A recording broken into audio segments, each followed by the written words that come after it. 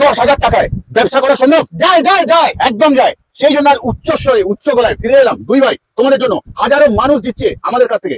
10,000 টাকায় ব্যবসা করা যায়, তাও ম্যানুফ্যাকচারিং, একদম ম্যানুফ্যাকচারিং উইথ জিট, পাক্কা গ্যারান্টি ওয়ারেন্টি আমাদের। তোমরা করবে রোজগার। আজ 10,000 টাকায় হয় কি? কিছু করা যায়? ঘুরতে যাওয়া যায়। আমি বলছি ব্যবসা করা যায় মানে যায়। কে কি বলছে কোন মিডিয়াতে জানি না, আজ জোর গলায় বলে গেলাম 10,000 টাকায় ব্যবসা করানো হবে, রোজগার করবে তোমরা। আর এটাই আমাদের চ্যালেঞ্জ আর ওয়ারেন্টি আর গ্যারান্টি। কি কি থাকছে? থাকছে দুটো ডাইস, 1 টাকার মোমবাতি বানাতে পারছো তোমরা। থাকবে 2 টাকার মোমবাতি বানাতে পারছো তোমরা।